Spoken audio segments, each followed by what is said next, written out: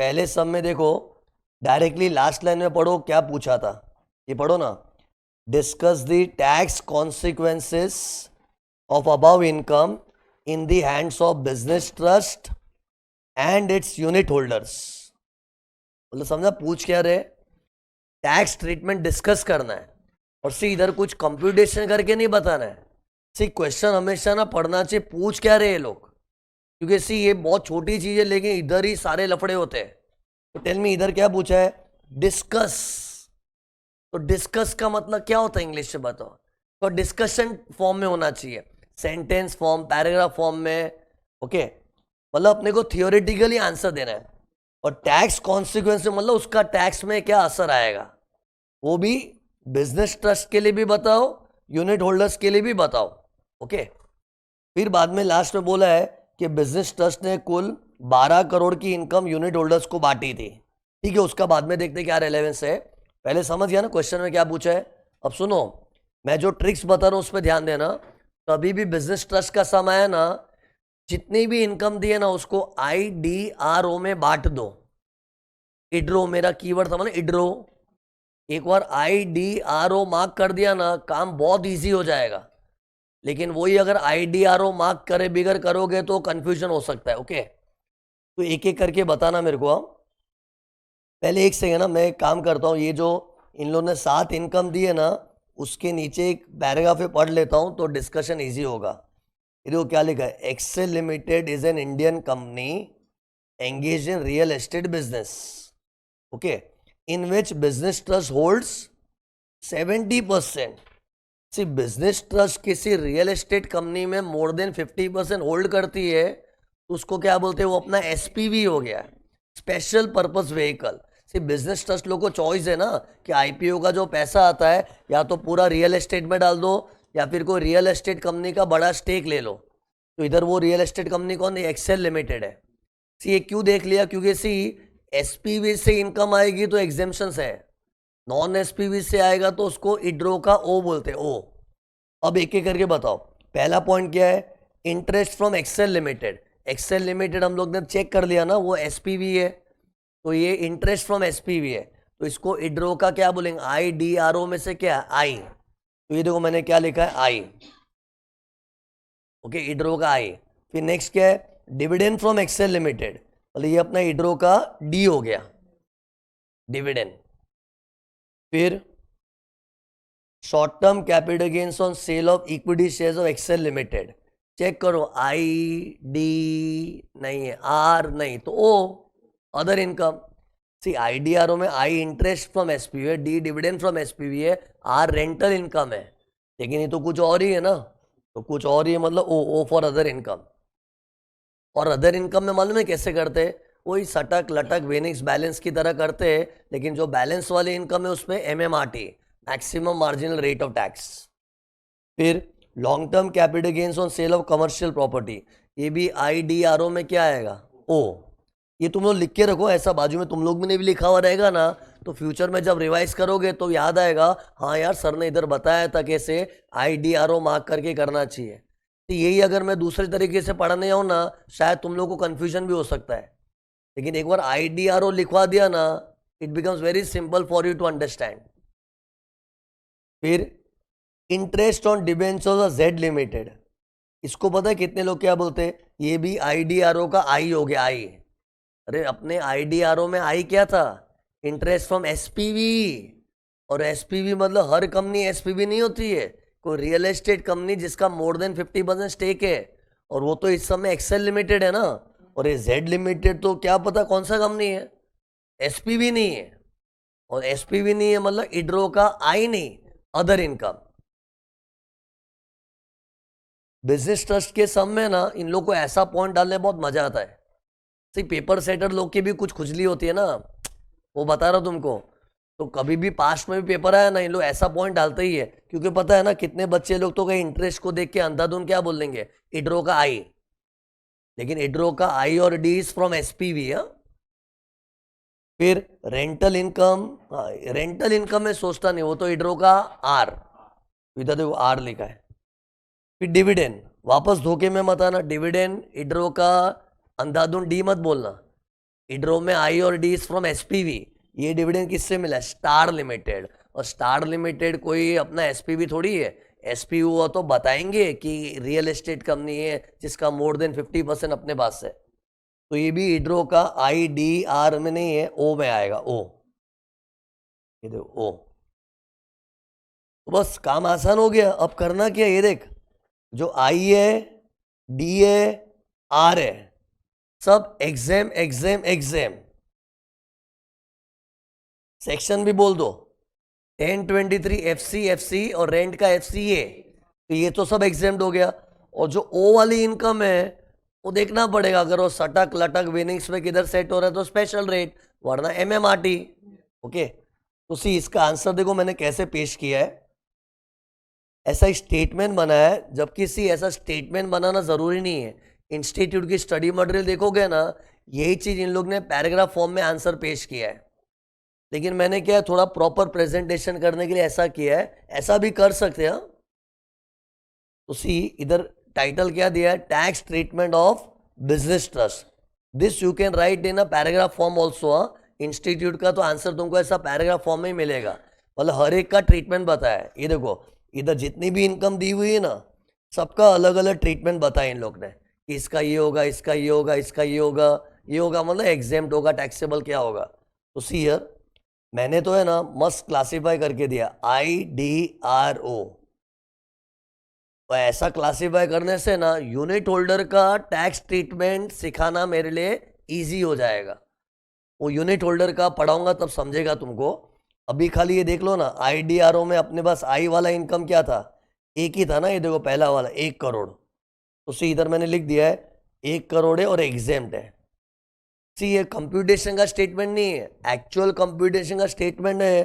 तो इसको अमाउंट लेते कि डैश करते, डैश। ये कंप्यूटेशन नहीं, हम लोग खाली बता रहे देखो ये 1 करोड़ वाली इनकम है वो एग्जेम्प्ट होगी, उसका ट्रीटमेंट बता रहे, ट्रीटमेंट। फिर इड्रो का डी क्या था, डिविडेंड, वो भी अपने सब में था। डी देखो 2 करोड़ का था, तो इसका ट्रीटमेंट बता रहा है 2 करोड़ का डिविडेंड एग्जेम्प्ट है। फिर इड्रो का आर था, रेंटल इनकम भी था ना इधर, ये देखो 5 करोड़ था, वो भी एग्जेम्प्ट है, लेकिन सेक्शन 1023 एफसीए। फिर बाकी सब अदर इनकम को मैंने लाइन से लिख दिया है। सी अदर इनकम में क्या क्या था, ये देखो सब वो वाली चीज देखो ना।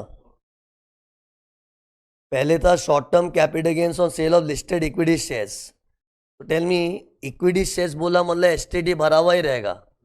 वो बोलते ही नहीं, फिर भी इतना तो अज्यूम कर सकते, इतना अजम्पशन तो बनता है ना यार, कि नॉर्मली इक्विटी शेयर्स का ट्रेड स्टॉक मार्केट से होता है, तो एसटीडी भरा हुआ है तो 20%। फिर ये लटक जी on sale of commercial property, normal 12.5%।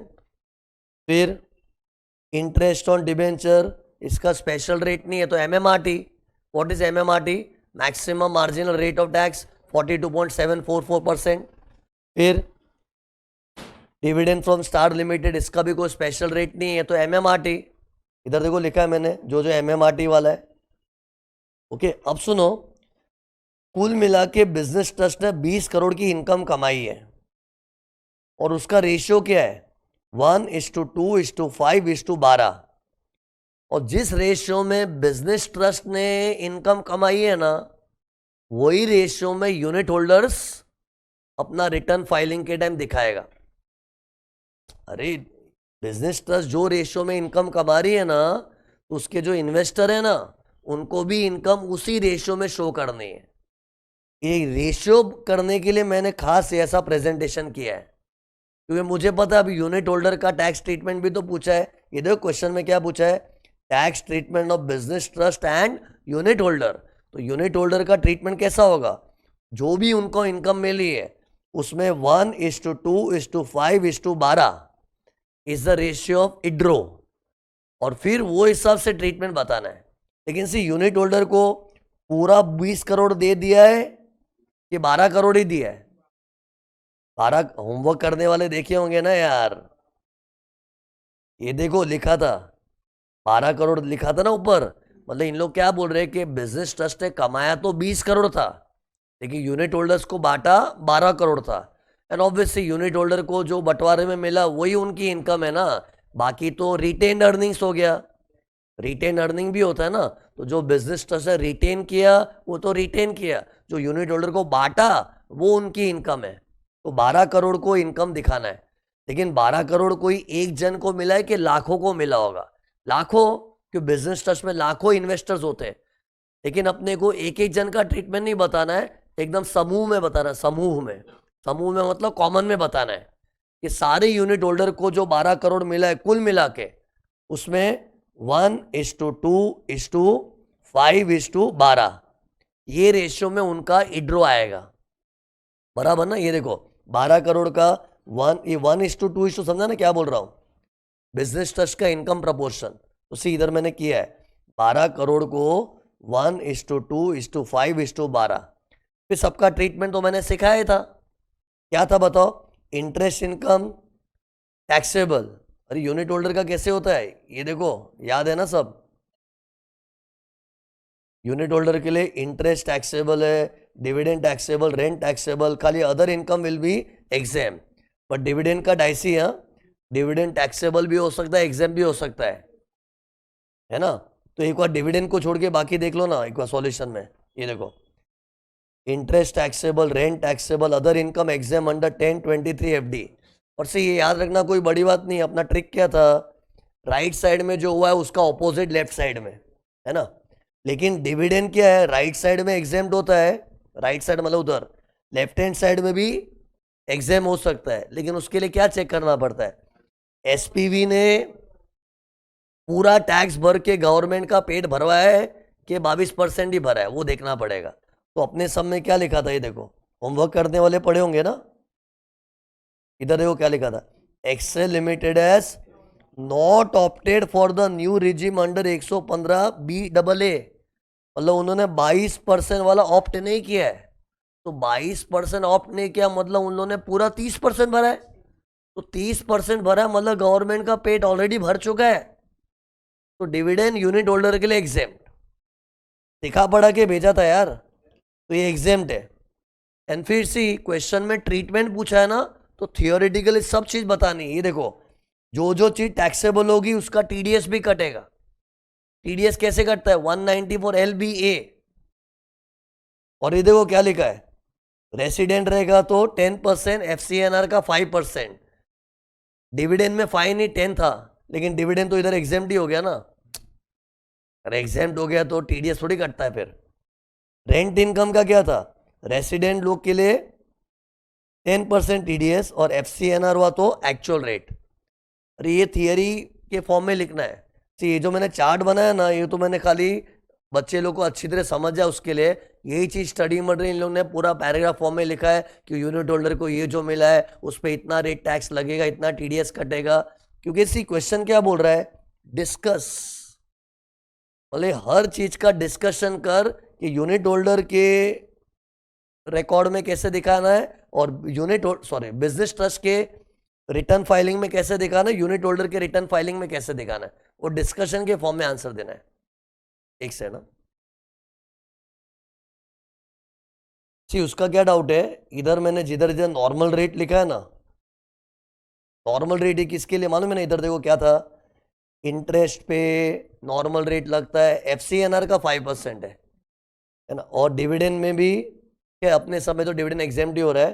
फिर रेंट में भी नॉर्मल रेट लिखा है। तो सी उसका डाउट क्या? नॉर्मल रेट के बदले स्लैब रेट लिख सकते हैं क्या? टेक्निकली रॉन्ग हो जाएगा। फिर स्लैब रेट किसको लगता है? इंडिविजुअल HUF को। और बिजनेस ट्रस्ट के सारे इन्वेस्टर थोड़ी इंडिविजुअल होंगे। बिजनेस ट्रस्ट में तो बड़े बड़े रिलायंस जैसों ने भी पैसा डाला होगा, क्या भरोसा?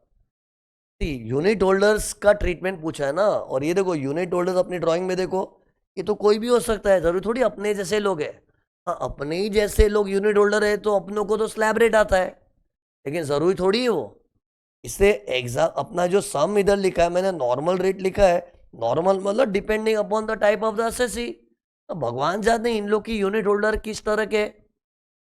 और उसका भी डाउट क्या था कि सर 12 करोड़ का हमने क्यों किया है?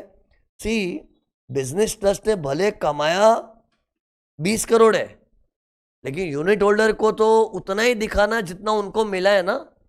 जैसा रिलायंस भी 100 करोड़ कमा के शेयर होल्डर को डिविडेंड खाली 100-200 रुपया ही देती है, तो शेयर होल्डर तो उतना ही दिखाएगा जो मिला है ना उसको।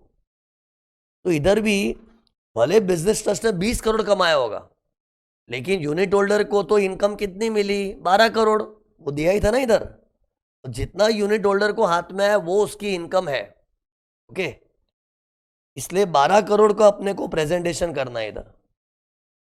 तो ये क्वेश्चन 1 था। फिर क्वेश्चन 2 जोरदार था, कुछ नया नहीं था, जो मैंने कल पढ़ा के भेजा था वैसा ही है, लेकिन अच्छा था कुछ समय।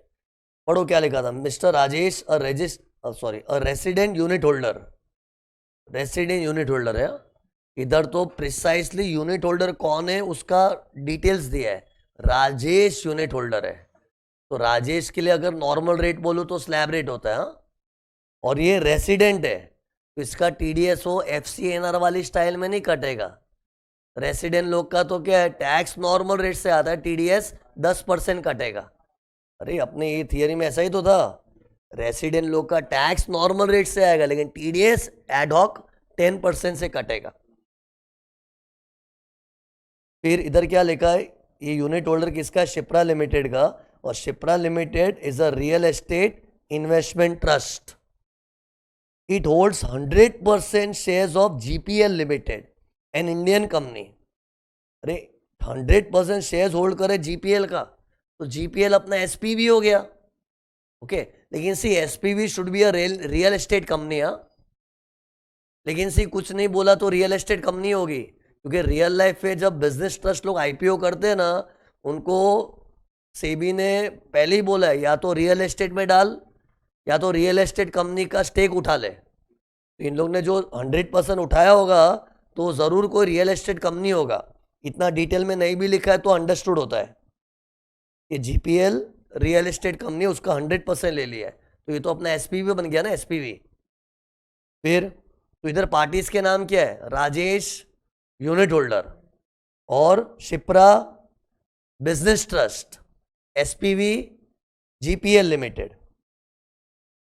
फिर Rajesh acquired 10% units in Shipra in 22-23 at an issue price of 20 lakh. ये इशू प्राइस क्यों दिया मालूम है, वो जो मैंने कल जाते टाइम पढ़ाया था ना, वो अदर रिसीट्स वाला कॉन्सेप्ट था कुछ, वो टेस्ट करने के लिए। देखते बाद में बात करते। फिर particulars of the income of Shipra, ये किसकी इनकम्स दी इन लोग ने, सब में बिजनेस ट्रस्ट की दी है। और तुम लोग इसके करोड़ सम सॉल्व करना है। सम बनाने की स्टाइल होती है एक, कि बिजनेस ट्रस्ट का सम बनाना ना, तो डिटेल्स के फॉर्म में बिजनेस ट्रस्ट की इनकम्स देंगे। तो यूनिट होल्डर का तो अपने को हिसाब लड़ाना पड़ता है, लेकिन क्वेश्चन में जो इनकम डिटेल देंगे वो बिजनेस ट्रस्ट की देंगे। तो तुमको मैं नोटिस करवा रहा हूं कि इनकम ऑफ शिप्रा लिमिटेड है, मतलब चाहिए तो इधर लिख सकते हैं, this is income of the business trust. और मैंने तुमको पिछले समय क्या बताया था, बिजनेस ट्रस्ट की जो भी इनकम दी है उसमें IDRO मार्क कर दोगे ना तो काम इजी हो जाता है। ओके, तो चेक करो पहले क्या था, dividend from GPL limited. GPL कौन है, अपना एसपीवी है, और एसपीवी से डिविडेंड मिला तो IDRO का डी, तो देखो मैंने डी लिखा है। फिर ये तो तुम लोग भी लिखो, IDRO का डी। फिर interest income from GPL limited, ये भी IDRO का आई। फिर short term capital gains on sale of developmental properties, ये IDRO में ओ आता है, ओ अदर इनकम, बराबर। फिर देखो other receipts in the nature of loan repayment, in the nature of loan repayment, मतलब ये देखो ये क्या है, इड्रो का IDRO कुछ भी नहीं है, इनफैक्ट ये इनकम ही नहीं है। अरे लोन रिपेमेंट का पैसा है, थोड़ी ना इनकम होता है, तो इसको क्या बोलना चाहिए, other receipts not in the nature of income, not in the nature of income. तो सी इधर मैंने कैसा लिख के रखा है, बाजू में पढ़ो, राइट साइड में दिख रहा है other receipts, other receipts which is not in the nature of income. Tell me ये किसने कमाया है सब, बिजनेस ट्रस्ट ने। फिर नीचे क्या लिखा है, GPL limited does not exercise option under 115BAA। GPL कौन है, एसपीवी, और एसपीवी 115BAA ऑप्ट नहीं किया है, मतलब 22% नहीं भरा है, और 22 नहीं भरा मतलब पूरा 30 भरा है, और पूरा 30 भरा है मतलब गवर्नमेंट का पेट भर चुका है। तो यूनिट होल्डर एग्जेम्प्ट 1023 एफडी। फिर Shipra distributed 90% of the above amounts. Above amount क्योंकि वो अबाव अमाउंट ही तो शिप्रा की इनकम है, उसका 90% यूनिट होल्डर को बांट दिया। और यूनिट होल्डर मतलब बहुत सारे होंगे, उसमें राजेश को सब नहीं मिला है। राजेश जो अपना आदमी है ना क्वेश्चन में, वो तो 10% स्टेक होल्डर है, तो बंटवारे में उसको तो 10% नहीं मिला होगा, लेकिन टोटल बंटवारा कितना हुआ है 90%। ओके, तो सी ये देखो, ये जितनी भी इनकम बिजनेस ट्रस्ट ने कमाई है ना, इसका 90% सारे यूनिट होल्डर को मिला है, और उसमें से 10% राजेश को मिला होगा। और राजेश के पीछे क्यों बढ़ाऊं, क्वेश्चन पूछ रहा है, देख होमवर्क करने वाले देखे होंगे क्या लिखा है, compute the total income and tax payable और राजेश। अपने को राजेश का कंप्यूटेशन करना है, और ये डिस्कस विस्कस बोला है कि कंप्यूट कर, और उसकी इनकम और टैक्स कंप्यूट करनी है। ओके, और टैक्स कंप्यूट करने के लिए देखो क्या लिखा है, assuming he has not shifted out of default tax regime. ये सब क्यों बोला है, अरे राजेश एक आदमी है ना, तो आदमी लोग को स्लैब रेट लगता है, तो स्लैब रेट में हमेशा दुविधा होती है कि ओल्ड रिजीम के न्यू रिजीम। तो इधर क्या है, ओल्ड रिजीम के न्यू रिजीम, न्यू रिजीम मतलब डिफॉल्ट रिजीम, और उसने उससे शिफ्ट आउट नहीं किया मतलब डिफॉल्ट रिजीम में ही है, तो न्यू रिजीम। और न्यू रिजीम के स्लैब पता है क्या है, सब 4-4 लाख के गैप में, 4-4 लाख का गैप है, 24 लाख के ऊपर वाला लास्ट स्लैब है, फिर 5% से रेट बढ़ रहा है, पढ़ाया था ना मैंने। फिर ये वाला पोर्शन बाद में देखते हैं ना, ये बाद में देखते हैं, मिक्स हो जाएगा, अगर डिस्कशन में मिक्सअप हो जाएगा। तो इतना पहले कंप्यूटेशन करते हैं।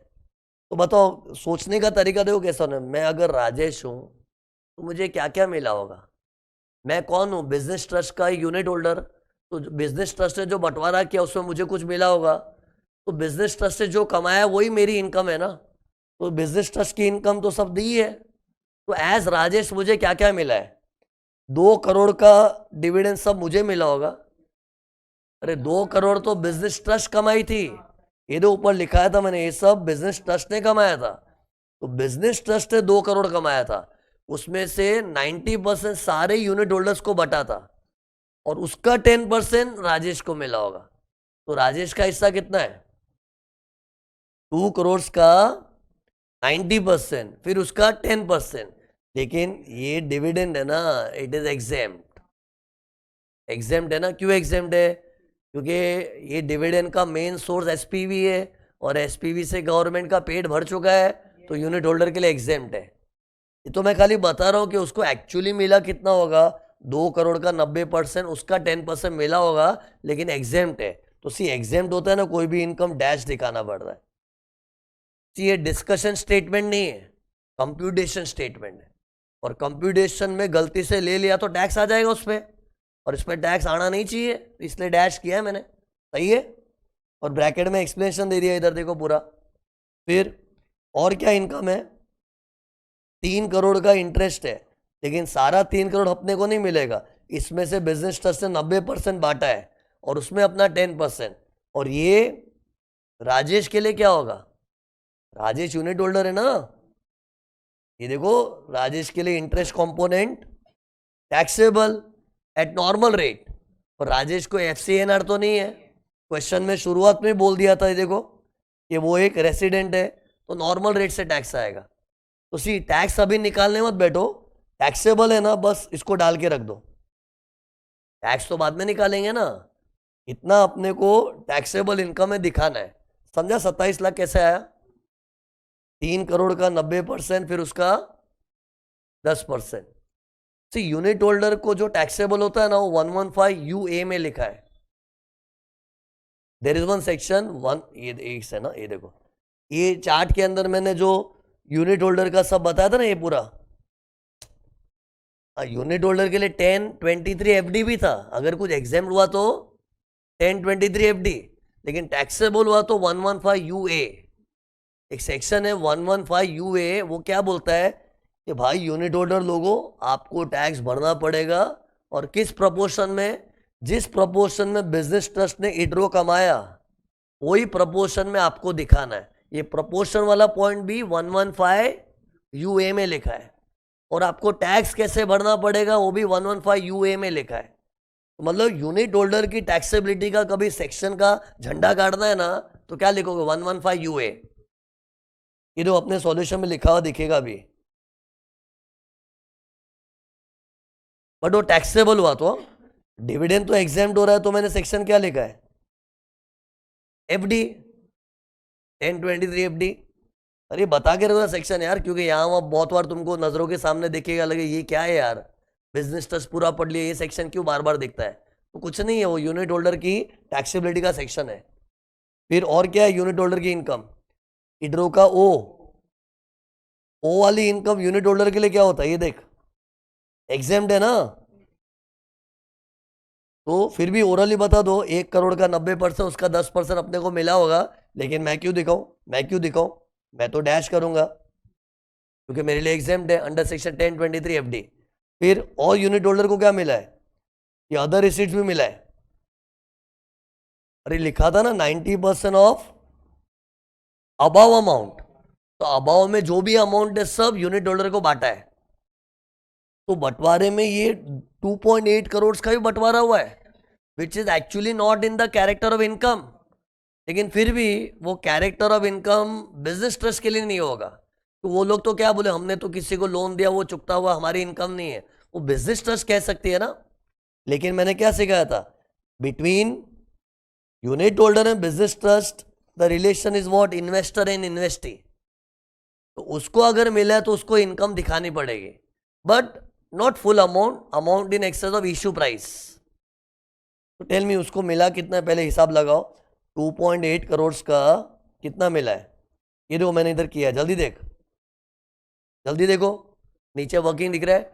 2.8 करोड़ का 90% सब लोग के बीच में बटा है, सब लोग, उन सब लोगों में राजेश कितना है 10%, तो राजेश का कितना है 25,20,000, ये राजेश का हिस्सा है। देखो मैंने क्या लिखा, हिज शेयर, लेकिन उसका इशू प्राइस क्या था 20 लाख। अरे इशू प्राइस के कंपैरिजन में जो एक्सेस मिला है वही इनकम है। सी एक्चुअली इसका कैरेक्टर इनकम नहीं है, बट फिर भी गवर्नमेंट क्या बोलेगी, इन्वेस्टर लोगों आपको तो अगर मिला है तो आपको तो इनकम दिखाना पड़ेगा, लेकिन असली में इसका कैरेक्टर इनकम नहीं है ना, तो इशू प्राइस के कंपैरिजन में जो एक्सेस मिला उतना ही दिखाना है। इशू प्राइस तक मिला होता ना तो उसको इनकम में नहीं दिखाना है। और ये वर्किंग सिखाई थी ना मैंने। तो 5,20,000 भी इनकम फ्रॉम अदर सोर्स, ये इनकम फ्रॉम अदर सोर्स है टेक्निकली। तो ये 5,20,000, तो ये देखो 5,20,000 आ गए। मतलब in short see unit holder के पास दो ही चीज टैक्सेबल इनकम में, इड्रो का एक आई था, डी तो एग्जेम्प्ट हो गया, गवर्नमेंट का पेट भरा हुआ था ना वो, और ओ भी एग्जेम्प्ट होता है, ओ तो हमेशा एग्जेम्प्ट होता है, और ये अदर रिसीट्स था not in the nature of income. उसकी टोटल इनकम कितनी आ गई 32,20,000। फिर इस पे टैक्स निकालना है। तो क्वेश्चन में पूछा वही है ना, compute the total income and tax. अब टैक्स कैसे निकालेंगे, टैक्स कैलकुलेशन वो करना पड़ता है, सटक लटक विनिंग्स बैलेंस वो सब करना पड़ता है। तो लेकिन ये सब स्लैब रेट वाली इनकम है। अरे इधर इनकम का कैरेक्टर देखना पड़ेगा, इधर कोई स्पेशल रेट वाला तो नहीं है ना। ये क्या है, जल्दी देख, इसका नाम क्या है, इंटरेस्ट। स्पेशल रेट वाला मतलब सटक लटक विनिंग्स, ऐसा कोई स्पेशल रेट वाला होगा तो इसको भी स्पेशल रेट लगेगा। तो यूनिट होल्डर के लिए इनकम का कैरेक्टर सेम रहता है। बिजनेस ट्रस्ट ने जो इस कैरेक्टर में कमाया था वो character remain same for the unit holder. Okay, तो सी इनकम का कैरेक्टर भी देख रहा हूं, क्यों देख रहा हूं समझ रहे कि नहीं। मुझे स्पेशल रेट वाला कोई आ गया तो, जैसे ये तो देखो ये इंटरेस्ट था ना तो नॉर्मल रेट है। फिर ये इनकम फ्रॉम अदर सोर्स है, इसका not in the nature of income, उसको इफॉस बोलते हैं, तो ये सब नॉर्मल रेट वाला ही है। अरे टैक्स कैलकुलेशन हमेशा करते टाइम सटक लटक का ख्याल आना चाहिए, बाई चांस को स्पेशल रेट वाला आ गया तो। यहाँ नहीं था, खाली बात कर रहा हूँ। तो इस पर स्लैब रेट लगेगा, ये देखो स्लैब रेट मैंने करके बताया। स्लैब रेट से टैक्स कितना रहा 5,46,000। फिर मैंने इसका भी एक शॉर्टकट बनाया है, तुम लोग को यूज करना तो कर सकते हो न्यू रिजीम में। ओल्ड रिजीम में शॉर्टकट क्या था? ओल्ड रिजीम में, अरे ओल्ड रिजीम में शॉर्टकट क्या था बोलना? मतलब वो 30% स्लैब वाला कोई होता तो पूरा 30% निकाल के माइनस 180 एंड 500, ये तो याद है कि नहीं? तुम लोग को मेरे साथ बिताया हुआ वक्त याद रहता है कि नहीं? तो डायरेक्ट 30% निकाल के 180 एंड 500 था। न्यू रिजीम में भी कभी आलस आवे ना कैलकुलेशन करने का, तो क्या करना चाहिए? देखो कैलकुलेटर दो, पूरे पे 30% निकालो, माइनस 4,20,000। 420 तो याद रहता है, 420 गिरी करते हैं ना लोग, तो 4,20,000 माइनस करना है। अरे कभी एग्जाम में टाइम कम होता है तो क्राइसिस में काम आता है। बाकी तो टेक्निकली बताओ, इन लोग स्लैब रेट का वर्किंग भी एक्सपेक्ट करते हैं, ये तो शायद उसका मार्क्स भी कट सकता है। बट कभी कभी टाइम कम होता है तो क्या क्या करे यार? तो इसका शॉर्टकट से निकालो, 32,20,000 पूरे पे 30% लगा के माइनस 4,20,000। ये शॉर्टकट क्या है? रेस्क्यू प्लान है। कभी क्या टाइम कम है तो फटफट आगे बढ़ सकते हैं।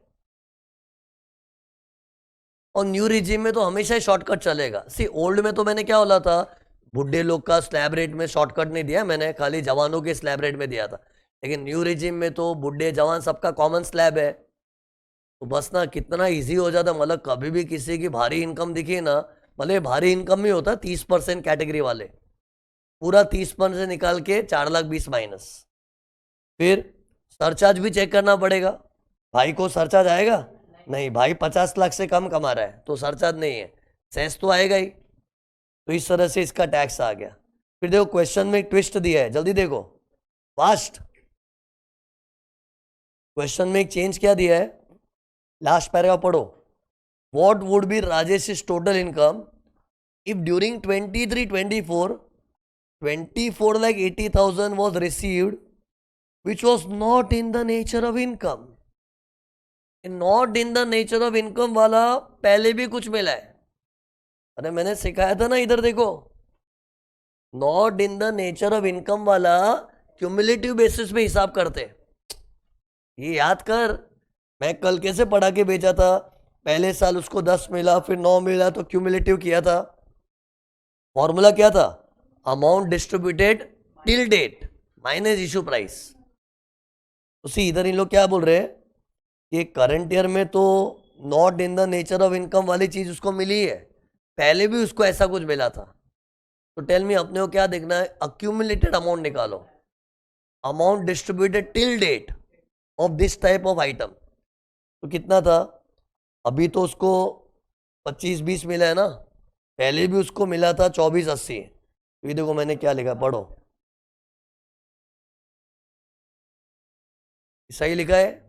अमाउंट डिस्ट्रीब्यूटेड टिल डेट 23-24 में मिला था 24.8 लैक्स और अभी 20.2 लैक्स। ओके, तो टोटल कितना हो गया? 50 लैक्स।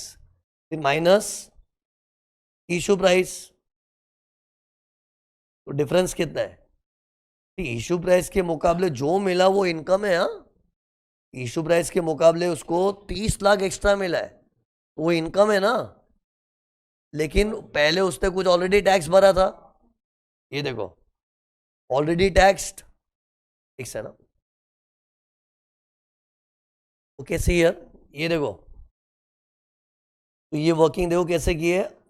कुल उसको ऐसा डिस्ट्रीब्यूशन 50 लाख का मिला है, पहले मिला था 24,80, अभी मिला है 25-20, और उसमें इशू प्राइस उसका 20 लाख है, तो कंपेयर टू इशू प्राइस उसको ज़्यादा पैसे मिल गए।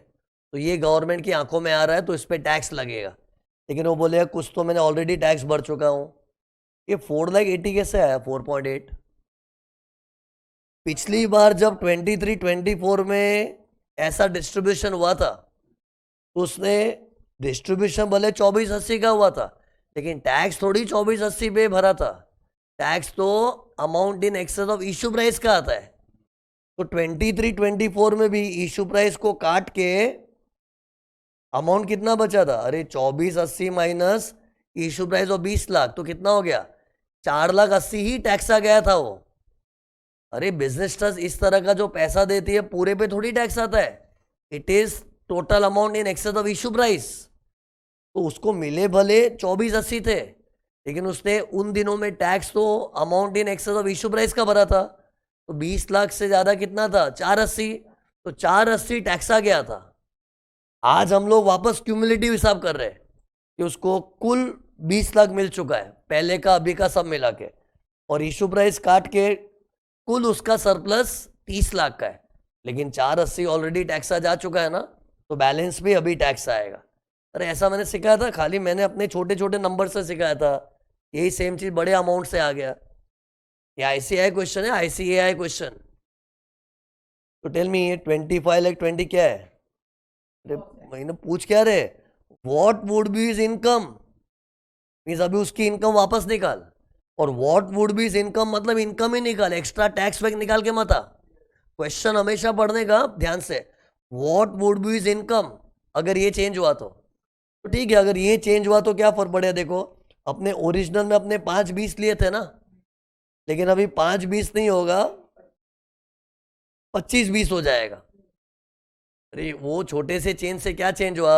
अपने पहले कंप्यूटेशन तो किए थे ना, ये देखो ये पहले का कंप्यूटेशन है, तो पहले का कंप्यूटेशन तो सेम है, चेंज किस में हुआ? ये अदर रिसीट्स वाली चीज में। तो जो ओरिजिनल क्वेश्चन में ना 520 था, वो बदल के ओरिजिनल 520 था ना पहले, अभी वो 25-20 हो जाएगा, तो आंसर विल चेंज। वो चेंज्ड आंसर भी इधर दिखा है, देखो 52,20,000। ओके सी, मैं ना कम सम में सब क्वालिटी कवर कर रहा हूँ। ओके इधर अपने रिपीटेड सम नहीं, ये 2 सम है, इसमें सब वेराइटी कवर हो गई। ओके